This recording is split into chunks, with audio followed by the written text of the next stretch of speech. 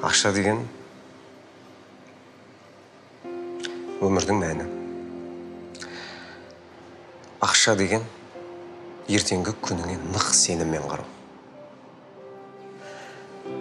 Ақша деген таңғы қоңыраудың жағымсыз үнінен оянып, кезекті күнге сенімсіздікпен қарамау. Және де адам толы автобуспен қысылып өзіңе ұнамайтын жұмысқа бармау. Ақша деген ол ертең кредит, ипотека төлеу керек деп жақындарының жағасынан алмау. Ақша уақыт, ақша мүмкіндік. Ақша деген адамзат 2,5 миллион жыл бойы жеткен жетістіктерін көру, сезіну, қолмен ұстап көру. Ақша деген кеудеңді кере дем алу. Ақша деген сенен тек тұрпақ шығатынына сенімсіздікпен қарайтын сүйіктіңді жазғырмау. Ақша деген атанаң пенсияға шықса да әлі күнге жұмыс жасап жатқанына өз-өзіңді кінәламау. Ақша деген жетістікке жеткеніңді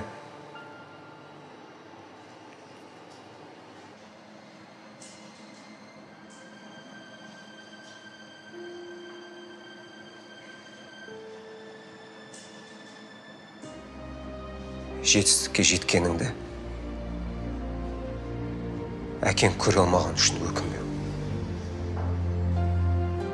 Біреудің алдына барып жалынбау, жалбарынбау, отбасымды қалай асыраймын, не ішеді, не жейді деп жүргенде модерн мен постмодернді айыра алмай, ілім-білімнен жұрдай қалғаның үшін ұялмау.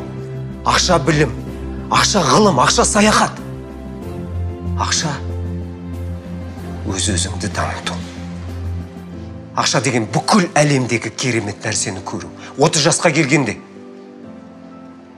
30 жасқа келгенде өмірдің мәні не екен деп түн ішінде шошып оянбау.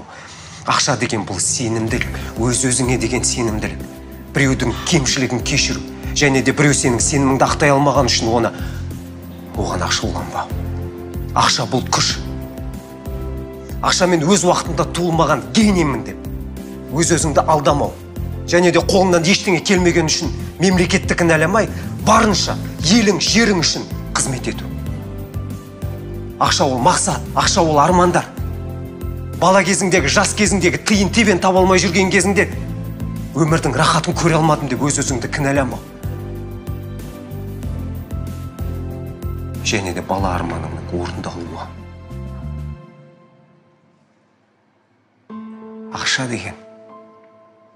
Ақша деген әлемдегі басты дін.